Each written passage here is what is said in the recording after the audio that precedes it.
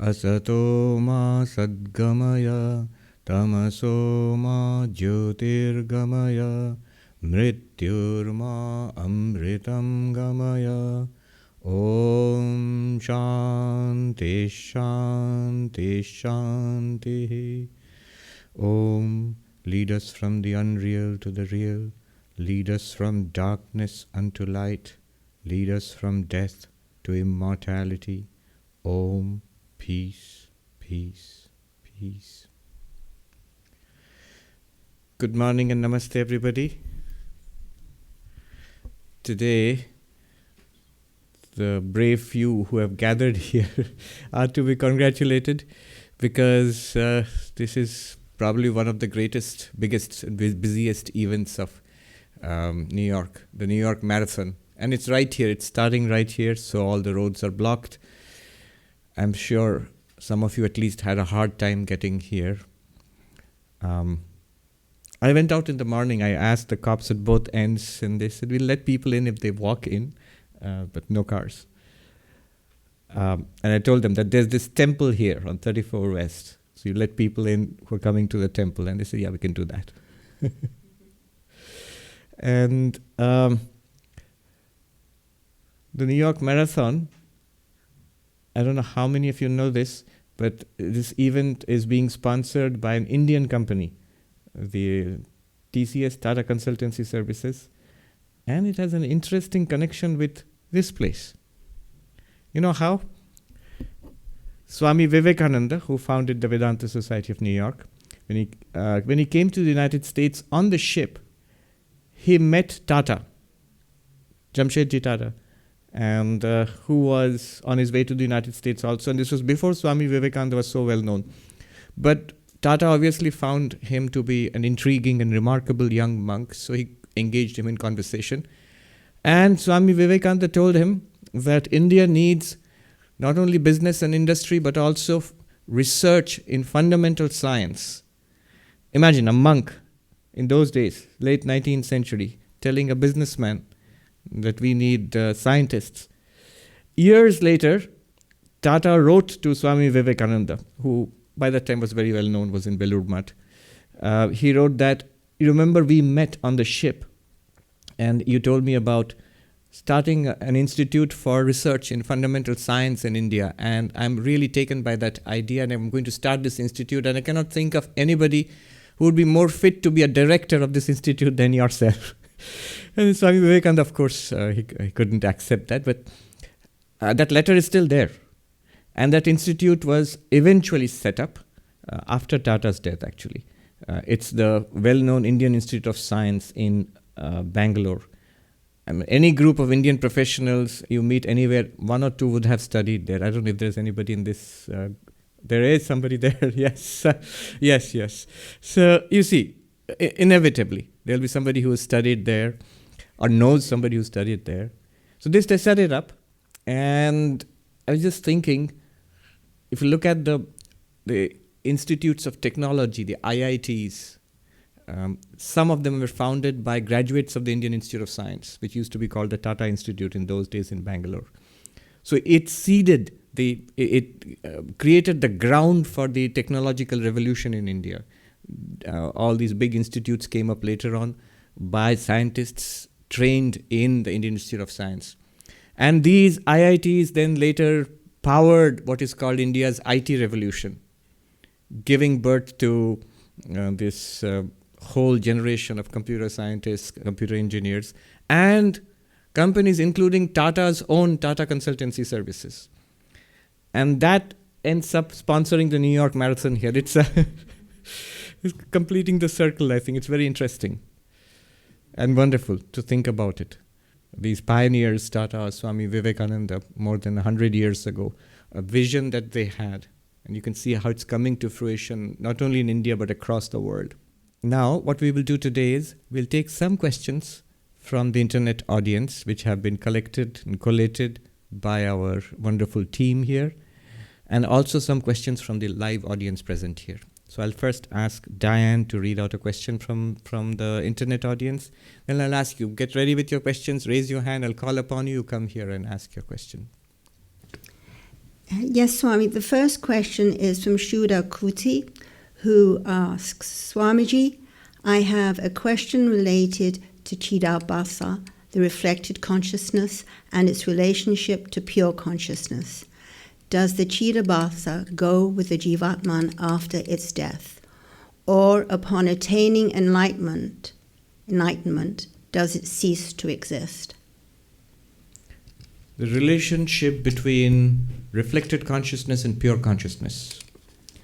One name we can give to pure consciousness is also Sakshi, the witness consciousness. And these terms are found, for example, in the text Drigdrishya Viveka, which is one of my favorite texts. So, it's a good question, and it's worth analyzing this. First of all, what are these terms? What do they mean? We are, according to Advaita Vedanta, awareness, consciousness. In Sanskrit, many words. Chit, Chaitanya, Sakshi. We are that. Now, that consciousness is, so to say, reflected, I will give, pardon these air quotes, but reflected within quotes, in the mind. And that's what makes the mind feel aware. And the awareness that we actually feel right now is called the reflected consciousness or reflected awareness. Right now, we all feel aware, and that is the reflected awareness. And that awareness shines in the mind, reveals our thoughts, feelings, perceptions, emotions, whatever is going on in the mind, and also lights up our senses. And that's why we feel, even this seeing, hearing, smelling, tasting, all of these feel conscious, aware. And the body too. The body feels aware. And that awareness, feeling of awareness stops at the skin. Outside the body, we don't feel that I am this awareness outside the body. No, only at the skin. So, what is this awareness? It is the reflected consciousness, the Chidabhasa, lighting up the mind, the senses, and the body. And this is what actually we normally experience as awareness. But this is not what Vedanta is talking about. Vedanta is talking about pure consciousness, which is reflected in the mind and body as reflected consciousness. Now, what is the distinction? And does this reflected consciousness cease to exist after death? So the distinction is this. One good way of understanding would be the distinction between moonlight and sunlight. Moonlight and sunlight. Are they different or are they the same? Well, depends. They are the same in one sense. Once we know a little bit of astronomy, we know a little bit of science, we know that. It is the sunlight reflected from the moon which we see as moonlight, which we call moonlight at night. So literally it's the same. For example, if the sunlight were not there wouldn't be any moonlight either. The light which is reflected from the moon belongs to the sun, and without the sun, there wouldn't be any moonlight. So, in the same way, without pure consciousness, there wouldn't be any reflected consciousness either. Without Sakshi, there wouldn't be the Chidabhasa. In Sanskrit, Sakshi, witness, Chidabhasa, reflected consciousness. So, without the Sakshi, there wouldn't be any Chidabhasa. Just like without sunlight, there wouldn't be any moonlight. But, there's also a distinction. What distinction? At night, we must admit that we are unable to use or benefit from sunlight directly. Without the moon, for example, on new moon nights or when depending on the phase of the moon, you will see the moonlight increases and decreases. It's the moonlight which we use for, suppose in the dark, there's no electricity or anything. It's the moonlight which lights up, which we can use to see things at night. Exactly like that, our daily transactions in this world are due to the reflected consciousness. Without the reflected consciousness, we wouldn't be able to do this, what we are doing right now. Also, just like the moonlight, the phases of the moon increase and decrease the moonlight, the amount of light reflected. Similarly, the awareness that we feel in the mind is a limited awareness and subject to coming and going, changing. When you fall asleep, it seems to disappear. When you are tired and dull, and you don't seem to be as keen as before. The quality of the reflected awareness depends on the mind, just as the quality of any reflection depends on the reflecting medium. You are sick or tired or sleepy, and you must say that I don't feel as aware as I did when I was alert and after a cup of coffee and so on. So that is the reflected consciousness. Reflected consciousness, just like the moonlight, is subject to increasing and decreasing. It's subject to coming and going. And it is the one which is directly useful to us. Right? So this is the distinction. Which one am I? I am actually the pure consciousness. But right now, our condition is, unless we are able to appreciate what is meant by pure consciousness, what is meant by the witness consciousness, our condition will be the reflected consciousness, the pure consciousness reflected in the mind, illumining the mind, and in the mind is ignorance about our real nature. So what happens is, I, who am really this pure consciousness, but I'm not at all aware of what I am. I don't understand it. This understanding is a function of the mind, and that understanding is not there in the mind. Therefore, in the mind is the solid, unshakable conviction. Yes, I am awareness, but I am awareness in the mind, which is in the body. So I am a body-mind awareness mix-up, a mash-up, so to say. That's what we think of ourselves. Even worse, we may even relegate the awareness to an unimportant thing. We may think of ourselves as embodied minds. I'm just a mind, a person. That's what most people think. Even worse. Not even reflected awareness, not even the mind. I am the body. I am a body with a mind and some kind of awareness. So you see how far we have traversed. And at each level, you encounter and you take upon yourself terrible problems. The moment we identify with the mind, reflected consciousness means you have already identified with the mind. Then every problem of the mind is my problem now. Ups and downs in the mind, depression, happiness, unhappiness, passing feelings, they all become mine. I am elated. I am delighted. I am happy. I am miserable. It goes like this. But you are not. You see, the sunlight has actually nothing to do with the problems on the moon. Similarly, you, the witness consciousness, you, the awareness, unlimited awareness, you really have nothing to do with one particular mind's problems, ups and downs. And worse, the body, aging of the body. I am growing old. Disease in the body. I am sick. Not, I am the not sick, not old, changeless, clear light of the void, pure awareness, illumining a mind, illumining a body which is going through these changes of old age and sickness. That's a hugely different thing. Imagine the amount of space it gives you to, the sense of security it gives you, the sense of peace it will give you in the mind itself. You see, it's security, peace, all of these are in the mind. Lack of security, peace are also are in the mind. So this is the distinction. Now, he asked a couple of questions, specific questions. One question is, does it cease after? This question was, does it cease after? Does it go with the Jivatman after its death? Does it go with the Jivatman after it? That was one question. And the other one was? Or upon attaining enlightenment, does it cease to exist? Okay. Does it go with the Jivatman upon its death? If you consider the question itself, the answer is there. The Jivatman, the Jiva, the sentient being, what is it actually? I just described it earlier. You are that limitless consciousness with an apparent limitation of a mind and the reflected consciousness and the body. Now, at death, the body dies. And this mind with its reflected consciousness, that's the one which goes, or in technical terms, transmigrates. Goes to other worlds, other experiences, other bodies, other lives.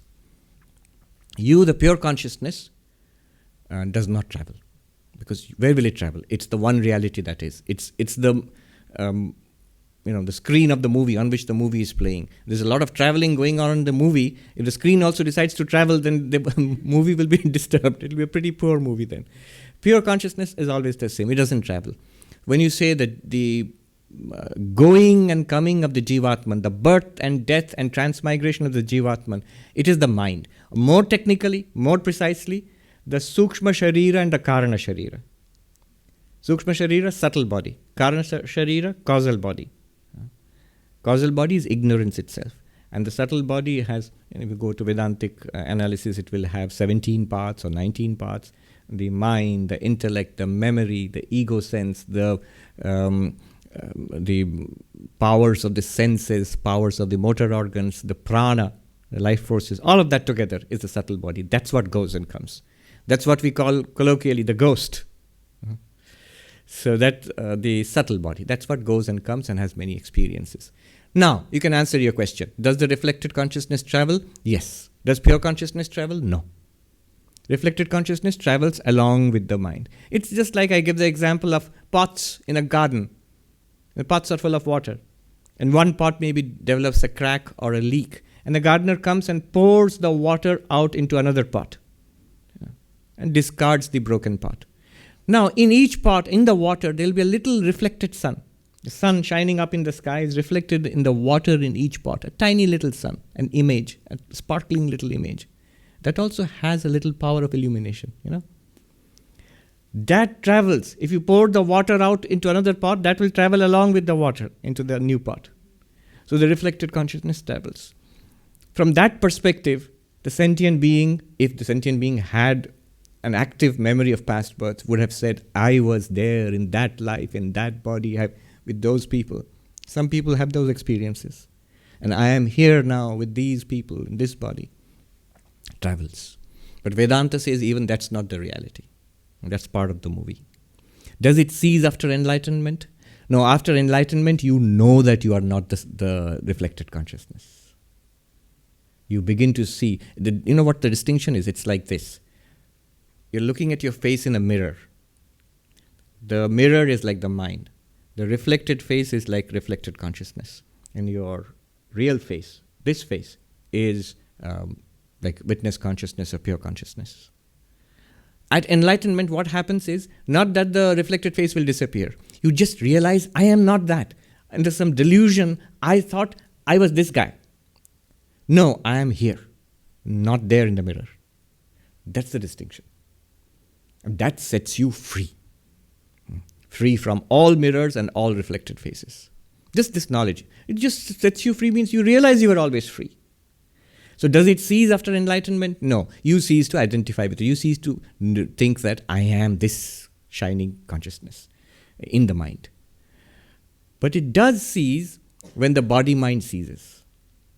So for example, it ceases every night. When you fall asleep in deep sleep, when the mind is not functioning, mind is absorbed into ajnana or the seed of ignorance in deep sleep, there is no active reflected consciousness. It's just like the sun reflected in the pot, in the pool, the water in the pot. At night, the pot is there, the water is there, but there's no reflected sun. Similarly, at night, when the mind ceases to work, the reflected consciousness also disappears. And from the perspective of the enlightened one, who is not supposed to be born or reborn again, does not take on an individual body-mind again. So there will not be an individual reflected consciousness which you can attribute to the enlightened one. But the enlightened one doesn't care. The enlightened one knows that I am this infinite consciousness. Always was, am, will be. Good.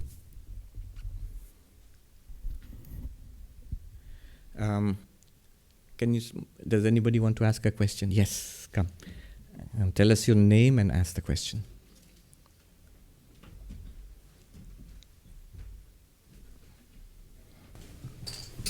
My humble pranams to Swamiji. My name is Vinod. I am from Maywood, New Jersey. I have one question, Swamiji. What is my swadharma? What is my swadharma?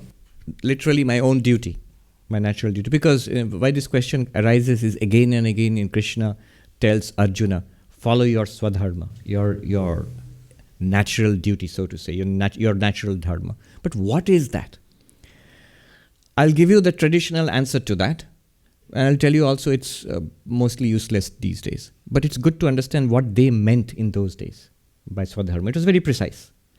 And we can learn some lessons from that and maybe try to adapt it to to our times today. As I tell you, you will also notice it isn't of much use right now in our day and time, but we can learn some lessons from it. Okay, so what was the answer? What was the idea in Krishna's time, in ancient times in India? Swadharma had 5 components. So put on your seat belts. We're going to. It's complex, but 5 components. It had 5 parts. I'll name them first and explain them. Ashrama dharma, varna dharma, varnashrama dharma, sadharana dharma, vishesha dharma, and sadharana dharma. So ashrama dharma, the stage of life. The stage of life means, traditionally we understood the stage of life as studentship, brahmacharya, householder life, grihastha, retired life, vanaprastha. Literally it means the forest dwelling or going to the forest. And then the sannyasa, the monastic life. And that was actually for everybody. These are supposed to be natural to stages in life. And there's a great deal of wisdom in them actually.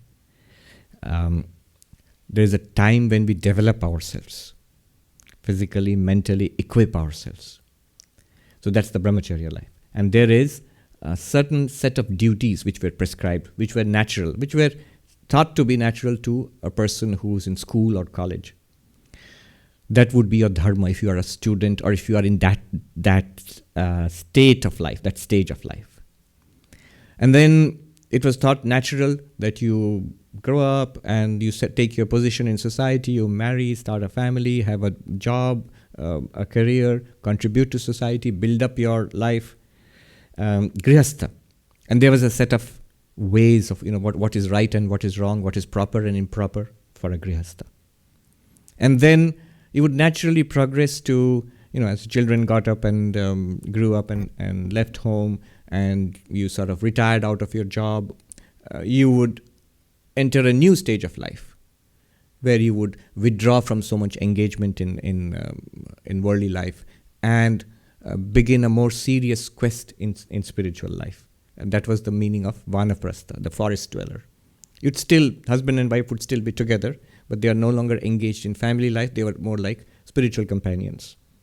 And they're getting ready for the, sole focus on the spiritual goal of life. All throughout, all these, remember, all of these are meant for ultimately enlightenment. That was the beautiful idea. You say, who told you all this that's meant for enlightenment? I have it on the authority of Shankaracharya himself. For example, in Taittiriya Upanishad, there's a question. Suppose Brahman does not exist. Suppose there's no ultimate reality. Suppose we are not Brahman. What would be the consequence of that? He says one consequence immediately would be that the entire arrangement of society as we have known it, the dharma in the stages of life, the dharma according to your professions and place in society, all of this would be meaningless. Why meaningless? Because he says they are all meant, he says Brahma Pratipatyartham Tesham. They are all meant for enlightenment, for realizing that you are Brahman. What a stunning statement. And it's not, Aurobindo in years later he would say that it's not just like a formal setup in Hindu society which had this idea you have to realize Brahman and therefore we have arranged society in this way. It seems to be overly formal and strict. There's just a paradigm. But he says, actually, life itself is yoga. It doesn't have to be ancient India, don't have to be Hindu in Krishna's time. Wherever you are, if you are a sentient being living your life, basically, knowingly or unknowingly, you are on that path. You're trying to achieve infinity. You're trying to achieve what you truly are. Seek God, whatever you call it. So, Varna Dharma, that was one. The second, the Ashrama Dharma, sorry. So, 4 ashramas. Then finally, after that period of preparation, even then, husband and wife would go their own ways. They would become monks. Sannyasis, actually, formally or informally, but their life would be like that. Only dedicated to God realization at the end of their life. So that was the structure for stages of life, ashrama. The second component was Varna Dharma. Varna Dharma meant that, what is your profession and what is your natural makeup, what is your position in society. So some were Brahmins, which were suited to education and religious duties, the priestcraft and so on, the priestly life and so on. The others were kshatriyas, warriors, administrators. Today you would say presidents, CEOs, and so on. The third were the business class, the trading class, the people who carried on the business of society itself, most people. So that would be the Vaishyas. And then there were the laborers, the working class, the Shudras. And this was a division based not on stage of life, but on profession, and that profession was based on your mental makeup. At one time, not in Krishna's time, he clearly says that these are divisions based on guna karma, your mental makeup and your activities in society. At one time in ancient India, they were frozen into the castes, the 4 castes and innumerable subdivisions of the castes. And then that led to, like any frozen static system, it led to abuses and power play and privilege and battles for position and privilege, and enormous problems which continue down to this age, till today. You can see Indian society is sort of riven and fractured on these lines. But the original idea was this, and you have it on Krishna's own words. And that kind of division of castes is sort of natural to humanity. You find it in every society. What you don't find is that frozen, ossified system which you find peculiarly in India. A beautiful argument against this, James Mill, John Stuart Mill's father, in the British Parliament, there was a beautiful argument that at that time there was a debate on giving rights to women. And of course, all the debate was entirely among men in Parliament. So they were arguing, one group was saying, absolutely not. The place of the woman is at home and not in the field or in the battlefield or in the place of commerce and business. And someone argued that the nature of the lion is to eat meat and the nature of the deer is to eat grass. Then Mill stood up. Beautiful argument. I love this. He said, if it be true that God has made the lion to eat meat and the deer to eat grass, then man need not make laws about it. What should you do? That you should give freedom. Let them do whatever they are. If the very nature of the lion is to eat meat and the nature of the deer is to eat grass, they will do that if there is freedom. On top of that, if you are making a law, the lion should only eat meat and the deer should only eat grass, there is mischief involved there. He says. There is mischief behind it. And of course, things did not change immediately, but over time it changed. Anyway, the idea was there are certain distinctions in our makeup and certain distinctions in our professions that led to the Varna Dharma. Then you have a combination of Varnashrama Dharma, like a matrix, put them together. Are you a student? Yes. Are you a Brahmin student or a Kshatriya student or a Vaishya student? Then your duties, your dharma will differ accordingly. So for example, Krishna is speaking to Arjuna. Now put him on the matrix. Arjuna is what? According to ashrama, he is a grihastha, a householder. And he is a kshatriya, a warrior. So a warrior householder has a certain set of do's and don'ts, a certain set of natural duties. That is his swadharma. That's the third component, varnashrama dharma. You see how he put, it's very elegant and also pretty useless today, but it's very elegant. You put it together, you get varnashrama dharma. Fourth, vishesha dharma. Vishesha dharma means particular special duties which you take on. So Arjuna is not only a householder, is not only a warrior, but he is also the general in the Pandava army. For the time being, you are the commander of this army. I remember myself how I learned this lesson. One of the first administrative duties I got in India when I was in the monastery was a college for training teachers, a teacher training college. By the way, I was awful at it, but I was made the head of that. They call it the principal of that. And I was a very young monk and immature, I would say. The person who preceded me was a householder. He was a principal for 30 years. He was a very senior gentleman, and he handed it over to me. Big contrast to this young boy. And I said, look, He made me sit in the chair. I still remember that day. So now you are the head of this institute. And I said, look, I don't care all this principal business. I'm a monk and that's my identity. And then he gave me a scolding. He said, no, Swami. At that time I was a brahmachari actually. He said, no, Maharaj, that is not right. You're a monk, you're settled in your monastic life, that's wonderful. That's great. But on top of that, you are the head, the captain of this ship. And so there are extra responsibilities that you're going to take up because you have assumed the role. So don't forget that. You can't just say, I'm a monk, I don't care about all of this. And that's true. If you see in human resource management, for example, what's important is the roles people take up. If you take up a particular role, then you have certain dharma which goes with that role. If you're a manager of a certain department, so you have a certain dharma going.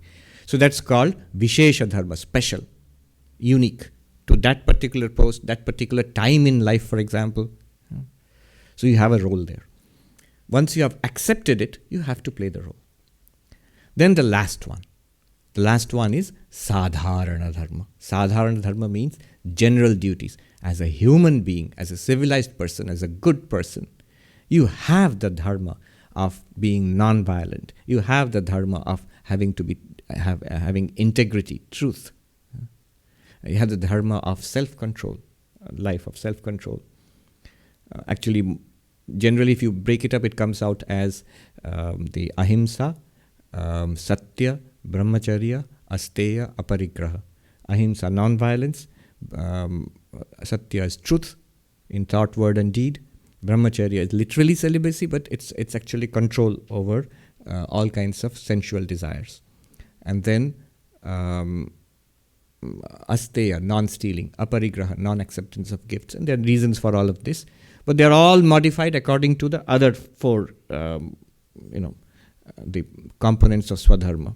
All right, summing up, 5 components. Ashrama dharma, varna dharma, varnashrama dharma, vishesha dharma, sadharana dharma. To some extent, all these still apply, and you can see the wisdom in all of that. And take a look. Only some things have changed. The ideas of family life have changed with changing understanding and breakdown of the marriage system and all of that. Changing understanding of gender, for example, in this day and age, especially here. Then professions have changed tremendously. Peter Drucker points out, the management guru, points out that we have tremendous choice.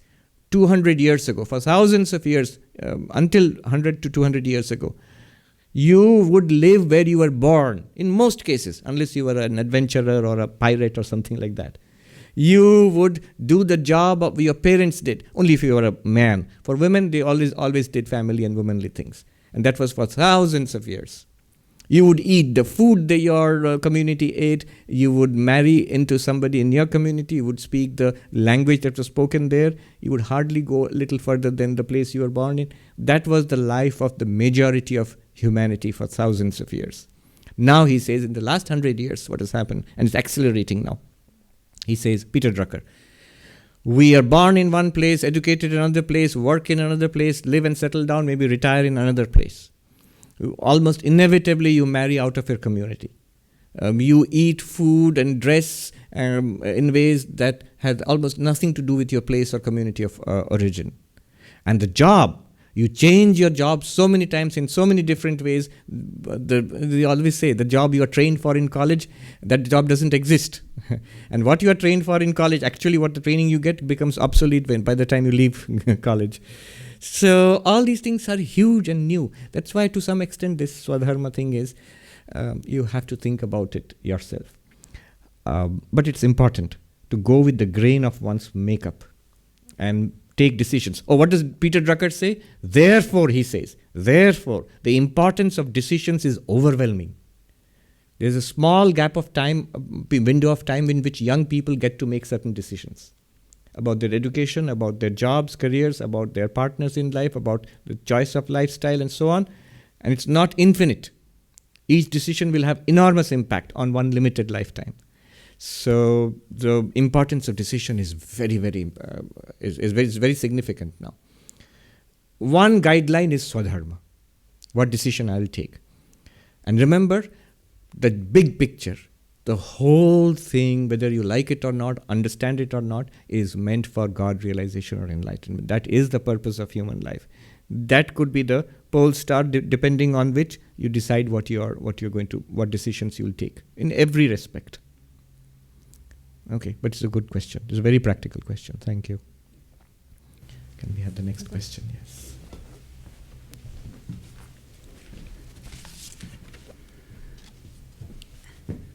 This is from Sagnik Roy Chowdhury. If pure consciousness is the witness, Sakshi, then who is the knower? Is I, the ego, the knower? How do I understand the difference? What is the difference between the knower and the witness?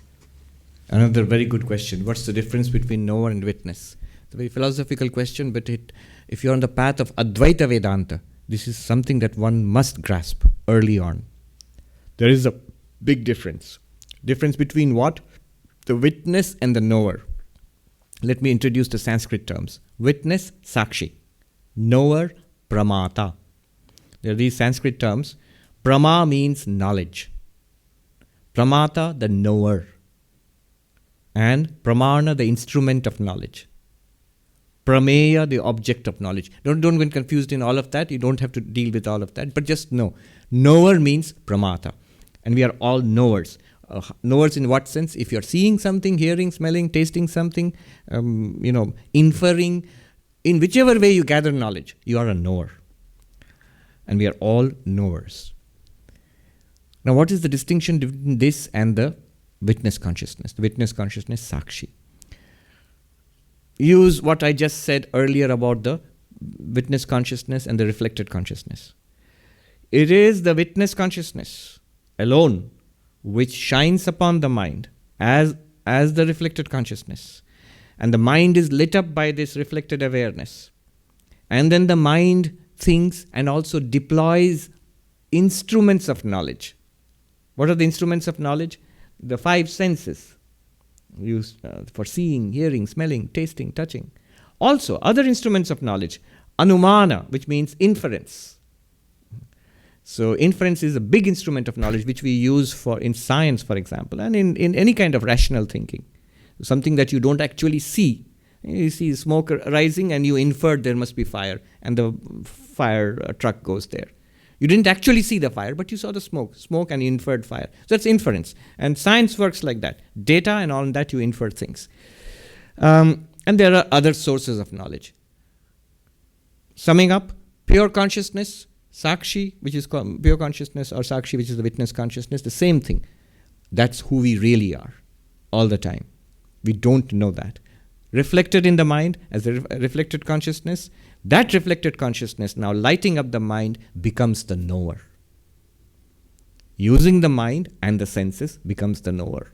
Varieties of the knower are the seer, the seer, I'm mangling English now, seer and hearer and taster, or whatever you call it. So that's the knower, Pramata. The knower is the Jiva, the sentient being. We are that. They are not too different physically.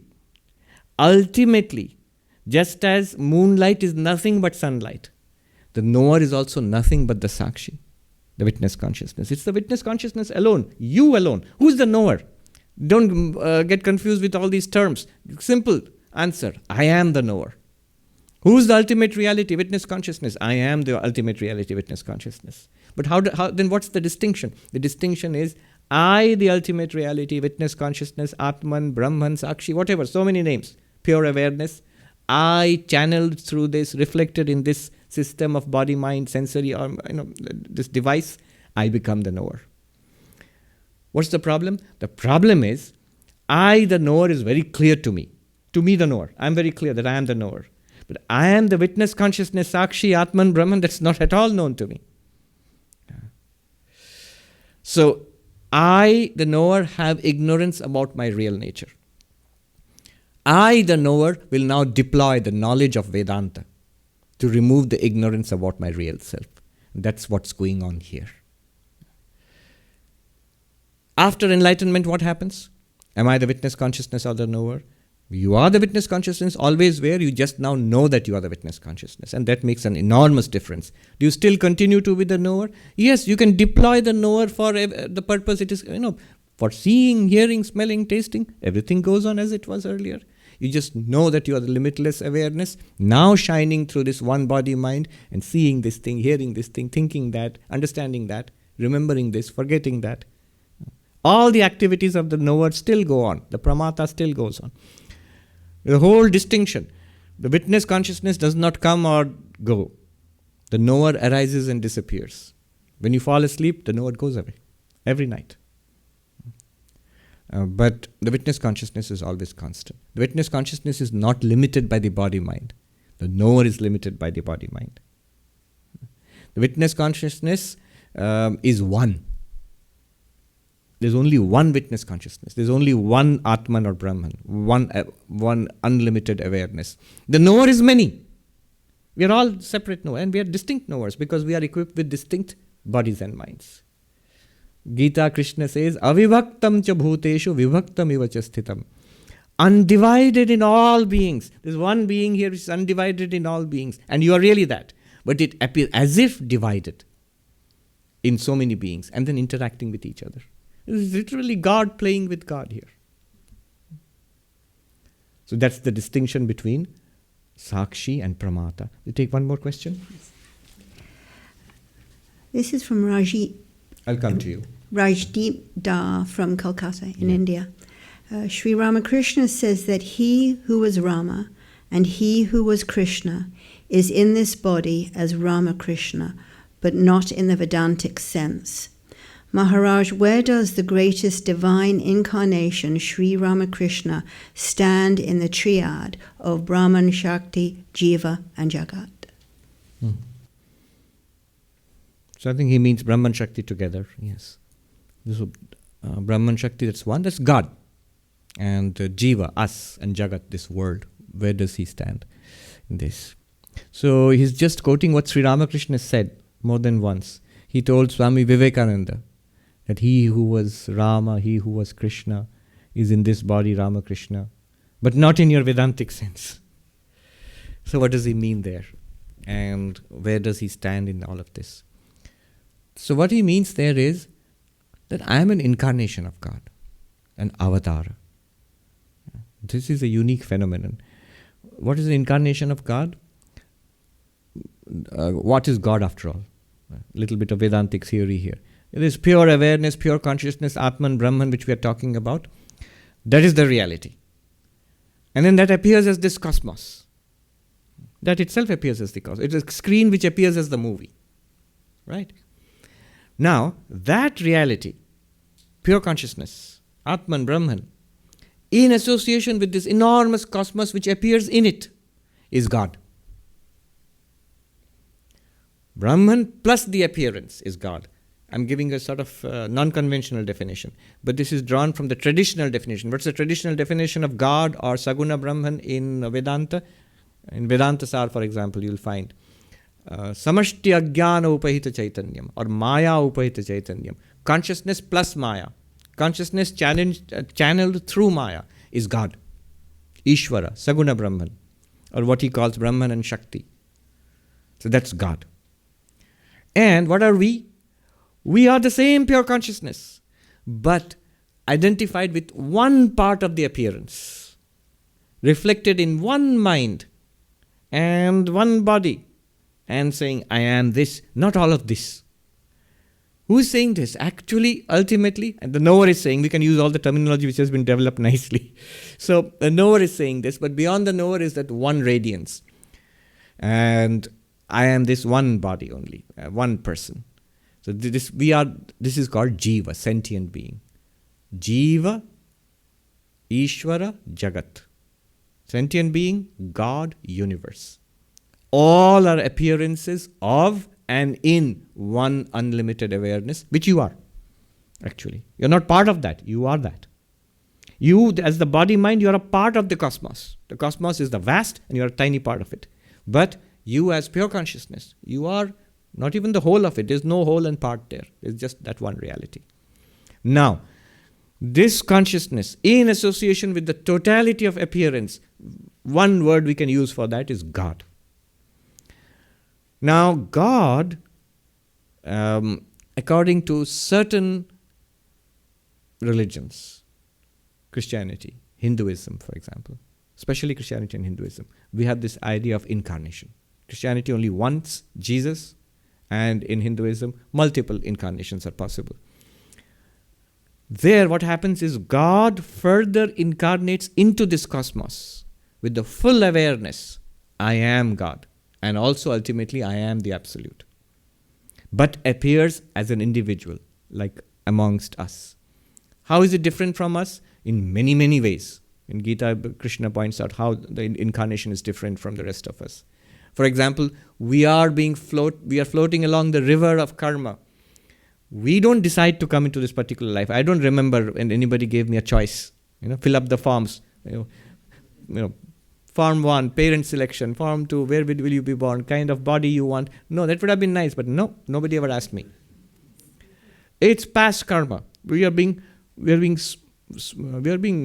whirled along in this stream of torrent of karma. Of course, ultimately, we are the ones who have generated this karma. But God, when God comes as incarnation, is not born out of karma. God has no past karma to force God to take incarnation. It's born out of, God comes, incarnates out of compassion for helping us towards enlightenment. So that's the whole purpose of the incarnation. And not just individually helping us or you or me, but also the whole of society. The incarnation also uplifts society, brings religion or fresh spirituality into this tired old world. So this is the purpose of the incarnation. And there are many differences. Incarnation is ever liberated. Incarnation doesn't have to struggle for liberation. Incarnation is here for saving humanity, for teaching us, and so on and so forth. So this is the doctrine of incarnation. Some religions don't accept incarnation. Well, that's fine. So this is avatar.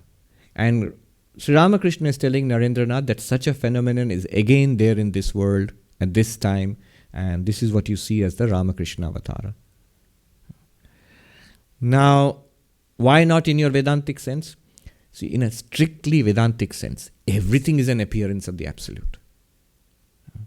God himself is an appearance of the Absolute. The universe is an appearance of the Absolute. We are an appearance of the Absolute. In one sense, are we not all avatars then? Everyone is an avatar, an appearance of the Absolute. In that sense, in general Advaitic sense. So that's what he wanted to preclude. Suppose Vivekananda in his strict non-duality would have thought, Ramakrishna is an incarnation. Well, that's all right. Everybody is an incarnation. That's fine. What's so special about it? No, Ramakrishna wanted to say, not in that sense, not that way. It's a hugely special sense. Even there also, ultimately, what difference does it make to most of us? You see, I have this funny story about a senior monk told me. He was an attendant to Swami Premeshanandaji, who was a disciple of the Holy Mother. And Swami Premeshanandaji used to often catch hold of people and tell them this great secret I want to reveal to you. He was obviously overcome with the significance of this tremendous secret. More than you are Brahman and all of that, much more than that, higher than that. So one day, this monk told me, Swami Premeshananda was quite old and sick at that time. He said, look, I have to tell you something. There's this great secret I want to tell you. And this monk, who was a young novice at that time, he knew. He had heard it so many times. He says, yes, Swami, tell me. No, first you make sure nobody's listening. Is there anybody outside the door? He said, nobody's listening. And then the Swami said, look, I can tell you, Sri Ramakrishna is God himself. He is an incarnation of God. He is an avatar. The God has come as an incarnation in this world again. And then this monk said, I told him, yes, I know. Oh, you know? Yes, I know. And everybody else knows. Oh, they know. Yes, they know. And it doesn't matter. Nobody cares.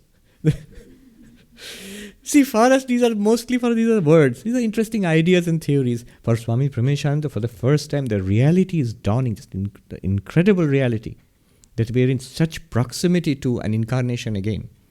And you actually have a picture of an incarnation, photographs, documented, daily the conversations of an incarnation, the life of an incarnation.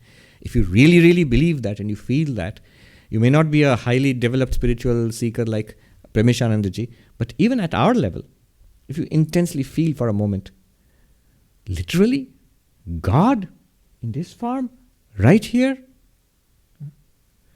So that's the meaning of incarnation. So what is the place of Sri Ramakrishna in the triad of Brahman and Shakti? That's he meant God actually. And sentient beings and Jagat. Sri Ramakrishna is an incarnation of that Brahman Shakti in the world, appearing as a Jiva, not like us, very different from us. Sri Ramakrishna himself said, what's the difference?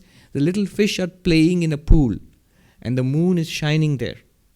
And the little fish, they feel that moon is also one of us, and they're all playing with the moon, the reflected moon. When the morning comes and the moon disappears, they think, alas, where did it go? That wonderful fish, that round glowing fish with us.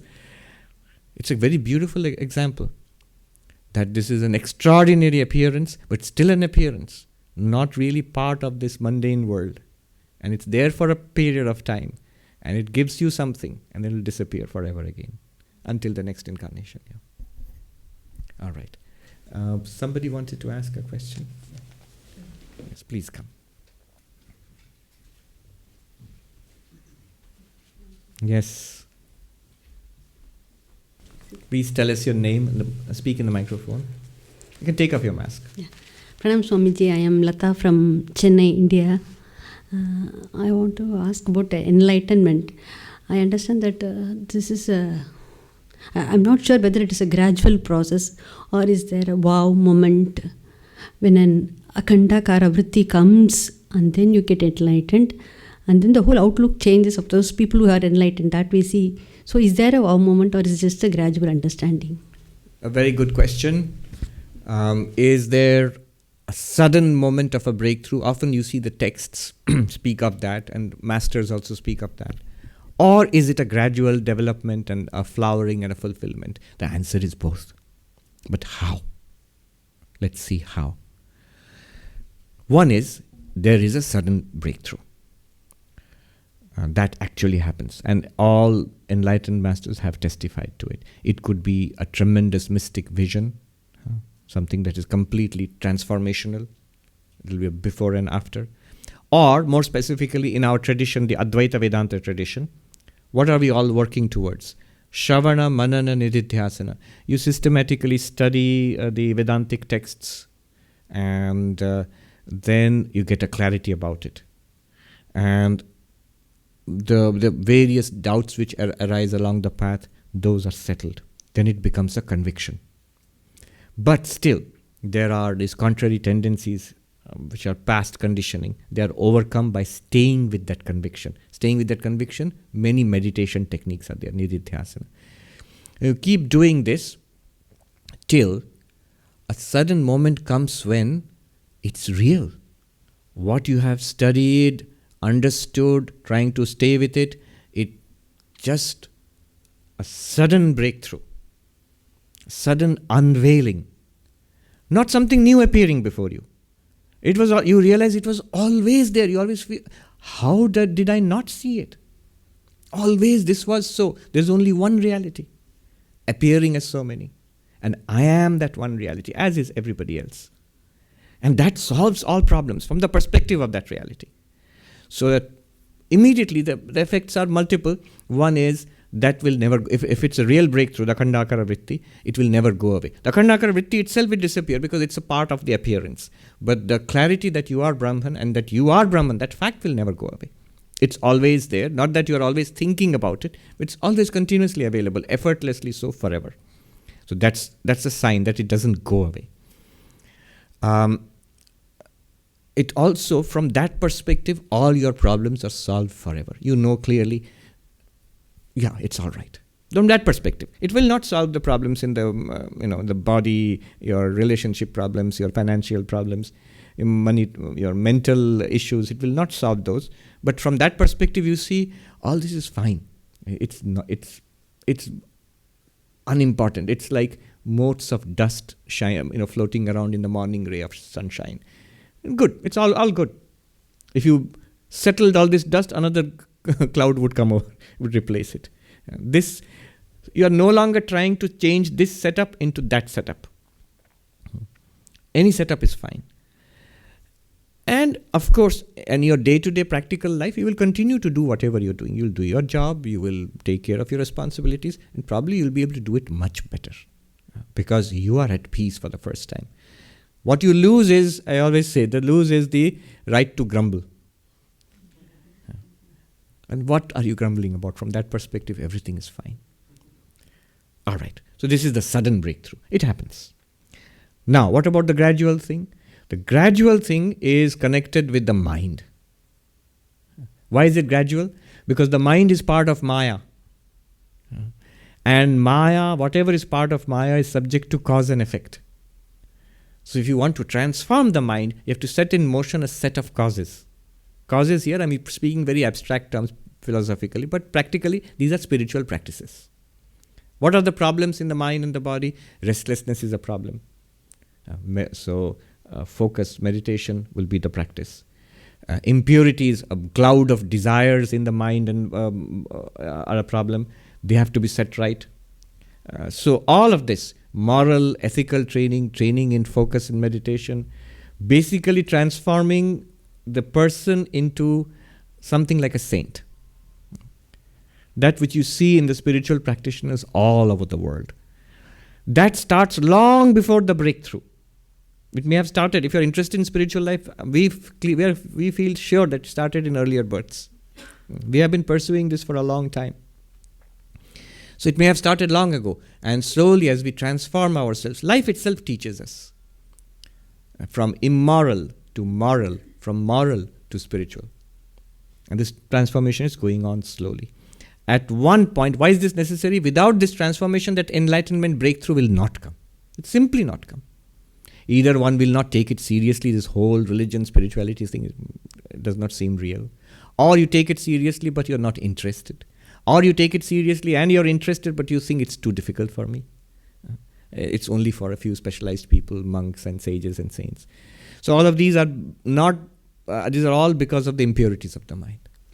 When the mind is sufficiently purified and one undertakes spiritual practices, one makes the breakthrough. The sign of the breakthrough, one thing is that it's the last birth. This is the end of the game for you. Now, even after the breakthrough, there may be a process of maturation. So all great enlightened souls, you will notice when they make the breakthrough, they stay with it for a long time. In some cases, like Sri Ramakrishna, Ramana Maharshi, it's very spectacular. For months together, they're actually deep in samadhi. They're staying with it. It's such a powerful thing, they become absorbed in it. And the whole mind, personality, even body to some extent is transformed for such people. It may not be so powerful in others, but there is. So before that breakthrough, there's a long process of effort, hard work, transformation, personal transformation, ethical transformation, ethical growth, and philosophical, spiritual growth. It's a long process. And then, after the breakthrough, one begins to live that life. And there is also a flowering, a growth. What happens then is you are no longer, the difference is earlier you were seeking. Now you are no longer seeking. You have found it. But you are now expressing it through the body-mind. So if you have found it, expression through body-mind should be instantaneous. No, not so fast. Body-mind is entirely part of Maya. Cause and effect has its hold there. You have to express it. You have to live the truth in thought, word and deed. That's why Swami Vivekananda's definition of religion is so wonderful. Short, simple and so deep. Religion is the manifestation of the divinity already within us. Notice, he didn't say religion is the breakthrough moment. He didn't say religion is enlightenment about the divinity within us. He said religion is the manifestation of the divinity already within us. In another place he says, my mission in life is simple. Can be put in a few words. It is to preach unto humanity their inner divinity and how to make it manifest in every movement of life. That and is very important. That and making it manifest in every movement of life is the slow, gradual process of unfoldment. Before the breakthrough, that gradual process requires work, hard work. After the breakthrough, that gradual process continues. If you put in that person who has that insight, if that person puts it into practice, it will be faster. But it's inevitable. Even if that person does nothing, it will keep working, because that clarity, once it has dawned, it is unmistakable. It will affect his or her every thought, word, action. It will all fall in line slowly. But then why not make an effort to manifest it? Sri Ramakrishna's disciples, the direct disciples who are here, they all got that breakthrough enlightenment in various forms during Sri Ramakrishna's lifetime itself. They were specially privileged to live with one like this. But then after Sri Ramakrishna's Mahasamadhi, they went in for intense spiritual practices, incredibly hard, difficult spiritual practices, meditation. And why? What were they doing? They've already found it. So when they were asked, Swami Brahmananda was asked, Swami Shivananda was asked, they said, what he has given us, we're trying to make it our own. And that's the process of soaking yourself in it, being centered in it, making it effortless. It is actually effortless. What we are is effortlessly us. But the mind is not convinced. The mind has its own little games to play. I have now slipped away. Yes, I had that realization of Brahman, but now I have somehow slipped away. It happens. That's a trick of the mind. You have not slipped away. You cannot slip away. You have no choice there. You are that reality. It's like the clay pot saying that I have slipped away from being the clay. I was the clay once in a while, but I have to do a lot of meditation before I'm clay again. No. But here, so these are core truths. They are very valuable. You have asked. I know her. She is a committed non-dualist, studying under some of the best masters in India now. But you have asked a very core question. But surround it with spiritual practice. It's always better to be safe. One Tibetan Buddhist manual says, when you attain that breakthrough, it says that it is true that you are that reality. They call it the clear light of the void. You are that wherever you are, in the city or the forest. But never miss an opportunity for a retreat. It is true. You now see, you and your Guru are one reality. But never fail to show reverence to the Guru. It is true. All beings are ever liberated. But never pass up an opportunity to help the suffering. Very beautiful, some 6 or 7. So they are meant as a warning and a guide for those who are advanced spiritual practitioners. Very good question, Dadaji. Thank you so much. Can we have one more question there? I'll come to you next. This is from Lakshabir Debnath. Swamiji, what is Shraddha, which Nachiketa is said to have possessed? You have said in your lectures that it is one of the qualities of a student who wishes to pursue Vedanta. Can you please elaborate on the true meaning of Shraddha? Is it just faith? Shraddha. The reference is to the story of Nachiketa in Kathopanishad. And since we are doing the Kathopanishad now in our weekly classes, I guess this question comes from there. So Shraddha means faith, literally. It's not an adequate translation. Faith, confidence, self-confidence. All right. So let me give you the direct definition of Shraddha as it is traditionally defined, and then we will expand upon that for a little while. What's the direct definition? Astikya buddhi. Astikya buddhi. Buddhi means the understanding. Astikya means it is. The conviction that it is. So what we might call faith that God exists, for example. That would be a great example of Shraddha. The feeling, the kind of intuitive feeling that there is something to this spiritual path. There is something, when they talk about an ultimate reality, there is something there. Without this, one cannot start the spiritual path, and without this, one cannot be sustained on the spiritual path. So you feel it is there, it's worthwhile. God exists, it's worthwhile to believe in God and have faith in God. Brahman, Atman is the reality. It's not just a clever philosophy. It is that, and it's worthwhile to make an effort to realize it in my life. That is faith. You've got it. also, very specifically, the traditional definition says faith in the teachings of the texts, the scriptures, and the Guru. Shastra, Guru. So what the texts are telling me, a text, a body of knowledge in general sense, and in Vedanta, of course, the Upanishads, Gita, Brahma Sutras, especially the Upanishads, what they are telling us. So faith in that must be true. Why faith? Because I don't know yet. There's a difference between knowing and faith. Right now, are you sitting in the Vedanta Society of New York? You will say yes. So do you know it or believe it? Say, I know it. It's not a question of believing it. It would be very odd to say, I believe I'm sitting in the Vedanta Society of New York. No, you know it. Knowledge has given you, you've got knowledge that you are here right now.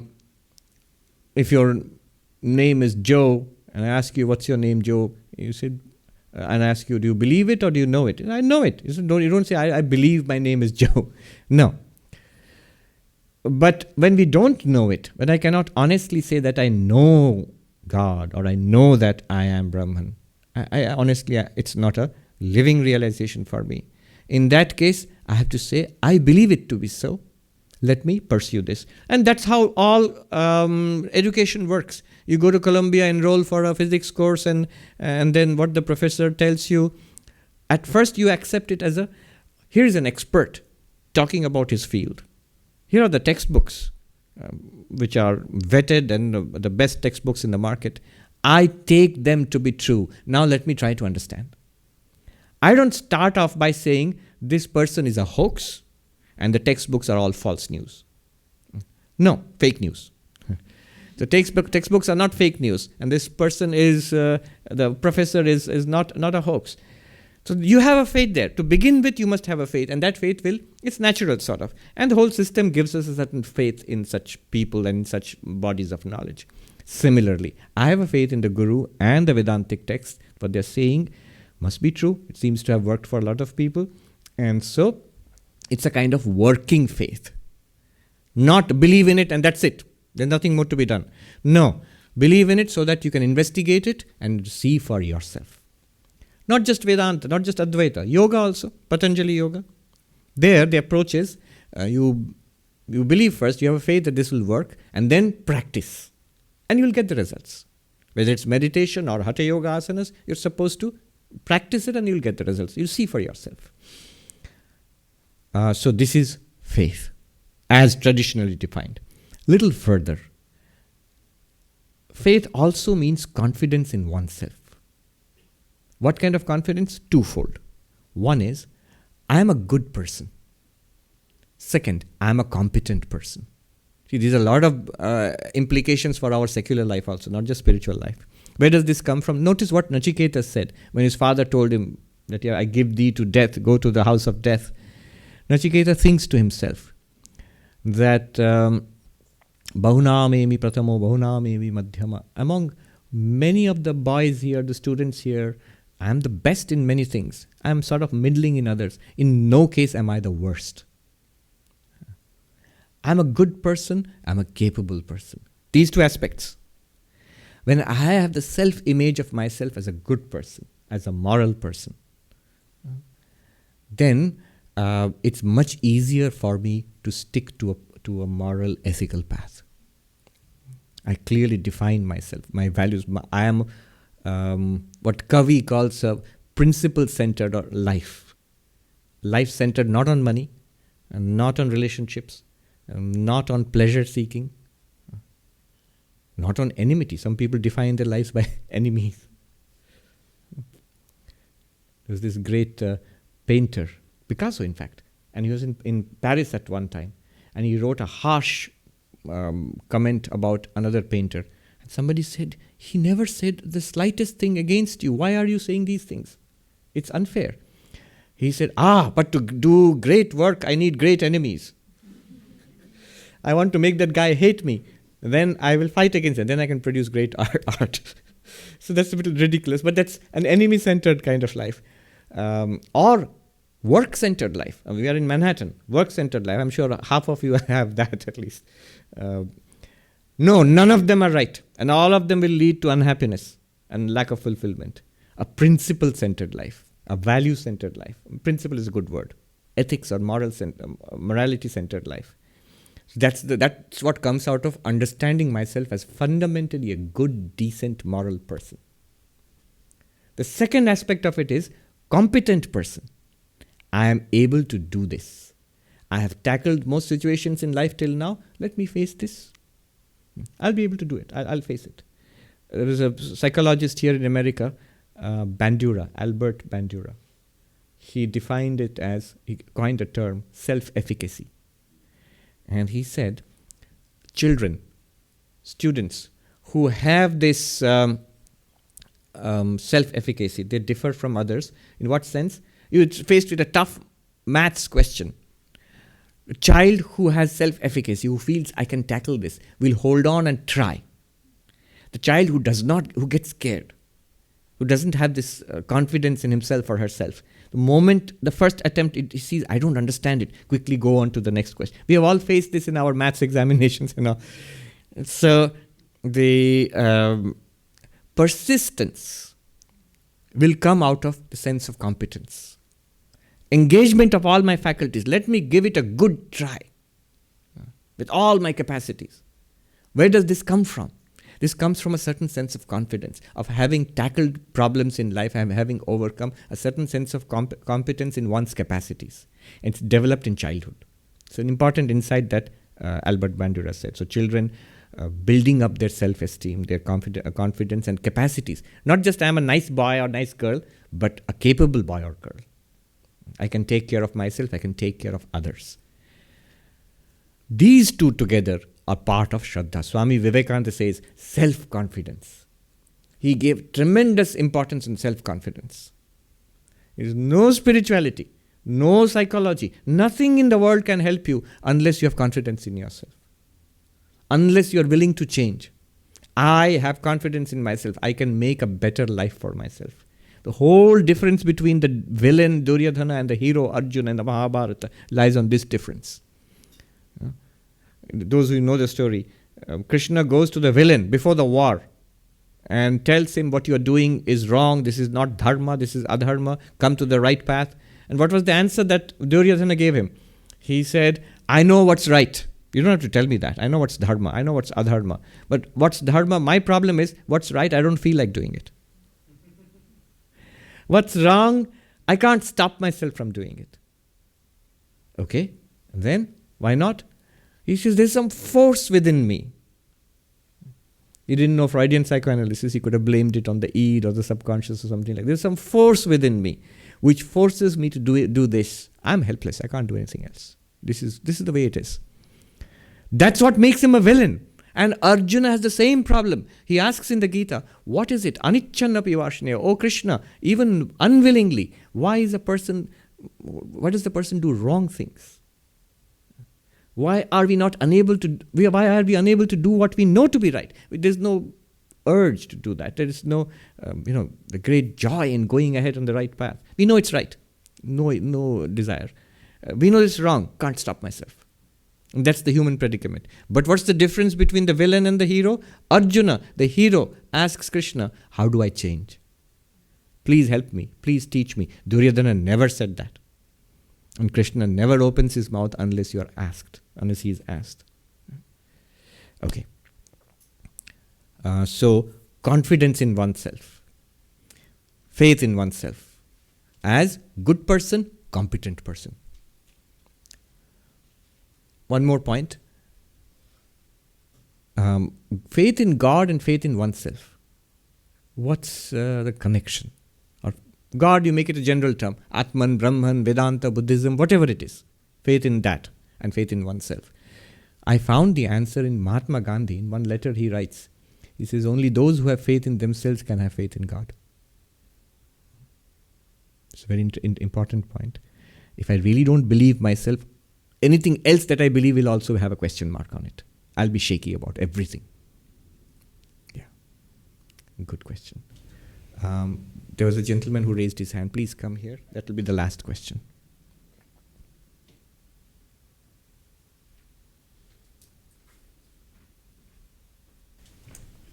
Tell us your name and ask the question. Yeah.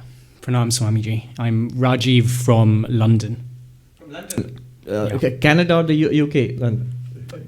UK. UK. The first one. Yeah.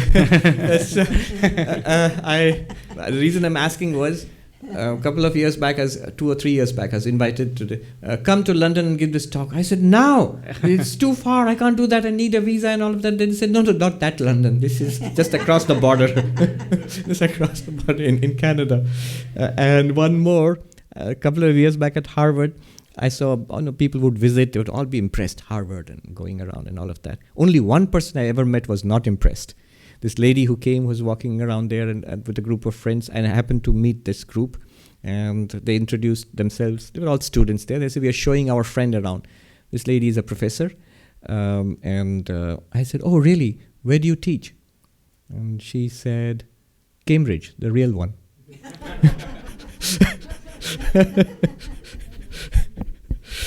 Yes. So the real London. Yeah, the real London. It's funny you mentioned psychoanalysis, because I was going to ask you if there's any useful overlap in your view between psychotherapy and Advaita Vedanta. And someone recommended that I read Joseph Campbell a little while ago, and it's very interesting that he puts both psychotherapy and Vedanta on very, very, very high pedestals. And maybe linked to that is there any meaning to be found in the contents of our dreams? All right. A good question. Joseph Campbell, let's start with the end. Campbell was right here in New York. And he used to go to the other center, the East Side Center. He was a disciple of Swami Nikhilanandaji. And that's where he got his Vedanta from. And there's an interesting story, as you know. Joseph Campbell knew George Lucas. And he told George Lucas about Vedanta. And you see a lot of that in the Star Wars movies. There are even talks on Star Wars and Vedanta. And our Professor Jeffrey Long, he actually gave a talk here, the yoga of Yoda. So it goes a long way back. I mean, there's a lot of Joseph Campbell in the story of Luke Skywalker and all of that. And Joseph Campbell got most of these ideas from Swami Nikhilanandaji and Vedanta. He did a very thorough study of Vedanta. And I read his diaries, Bakshish and Brahman. He went to India in the 1950s. And he paints quite an unflattering picture of India. But he also says that this great beauty and power underneath. He says in those days, he calls it a river of filth, and there's a beauty underneath that. So he does say that there is a deep connection between psychoanalysis and Vedanta. Going further back, Carl Jung. Freud himself, for all his powerful insights, was quite dismissive of spirituality. Max Muller actually wrote to Freud about Sri Ramakrishna. And it describes, their letters are there. And not Max Muller, sorry, Romarola. He wrote to Freud. There are letters in which Freud actually admits to being puzzled by Sri Ramakrishna.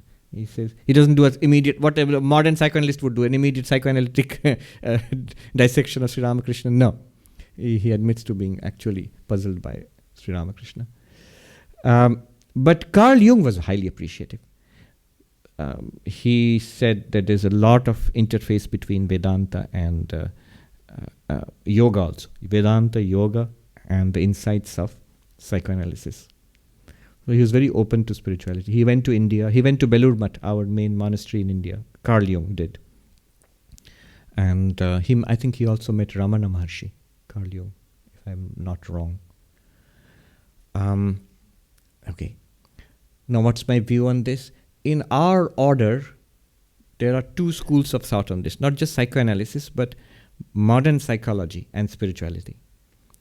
One is a very traditional approach. Some senior monks are there who say, don't. Spirituality will take care of your problems and solve them at every level. So you don't have to go to a therapist. You don't have to go to do psychoanalysis of yourself. In fact, one representative of this school of thought was Swami Ashokanandaji, whom I admire a lot and I read a lot. It's long before our time. He was in the Vedanta Society of Northern California.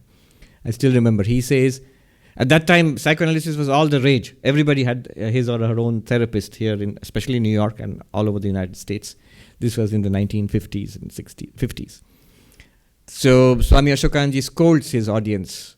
He says, you go to a psychoanalyst, he will disintegrate you and reintegrate you until you are a mass of patchwork. So the way out is prayer, meditation, spirituality, and ethical, moral life, and so on. And Carl Jung himself says, he says, in all my clients, he says patients who are middle-aged and above, he says for them, the source of their pathology is the divorce from their church. So divorce between, he was talking about Christians there in Europe. This dropping away from religion, spirituality, this leads to a deep mental problem in humanity. Whatever your spiritual, some deep spiritual grounding must be there. In one of the great spiritual traditions of humanity, it must be there.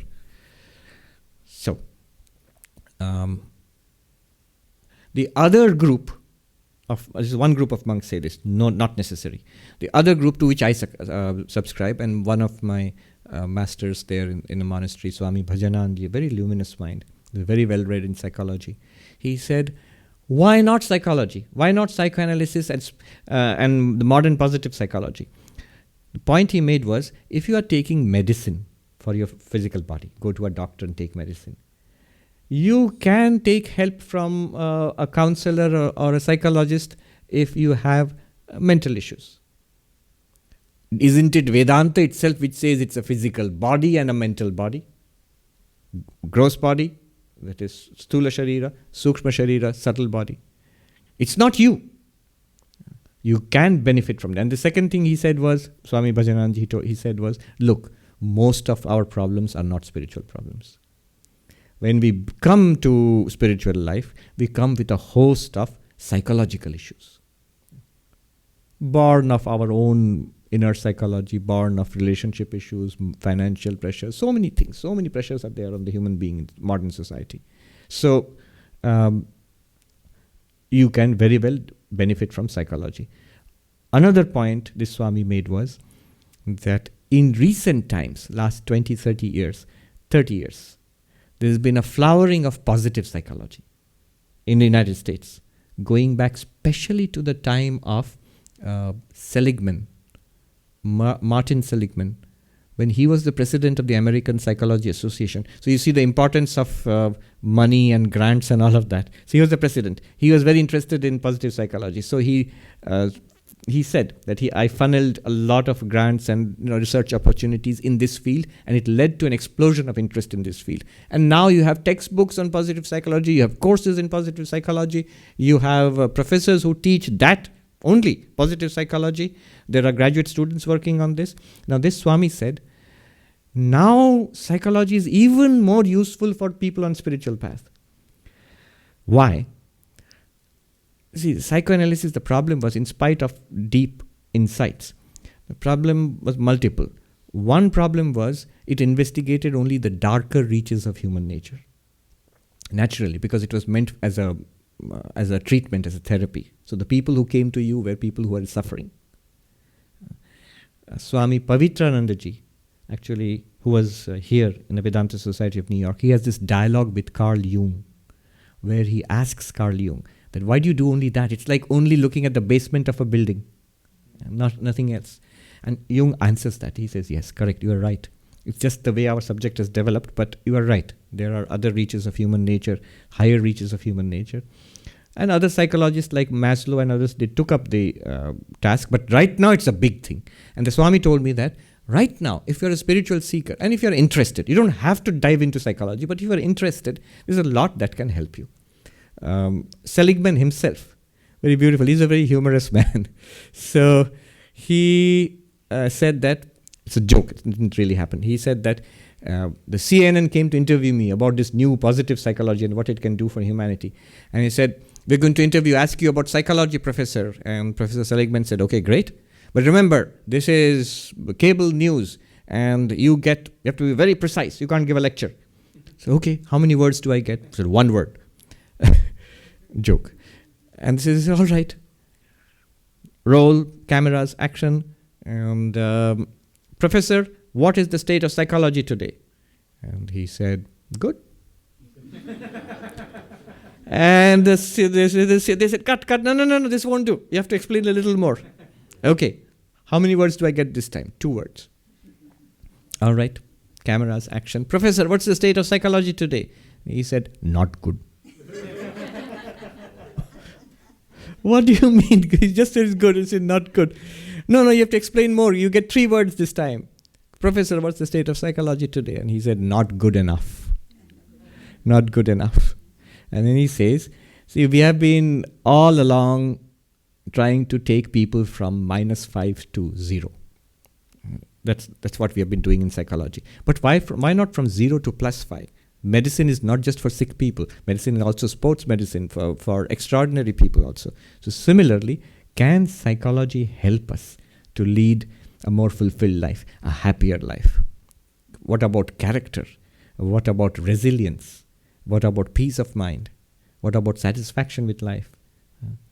So many areas where psychology can actually help a lot. So that was the movement. The Swami told me, so since this is developed and is developing now a lot, you can see a lot of things which are foundational for spirituality, not the advanced reaches of spirituality. There's no higher yoga or Advaita Vedanta there in positive psychology, but foundational about an ethical life, a fulfilled life, a well-formed ego. So even before you get rid of the ego, you must have a well-formed ego. Not very egotistic, but well-formed, balanced ego. All of this, modern positive psychology can help you. I think that's all I would like to say about this. Thank you, though. I think we have really run out of time. Thank you so much.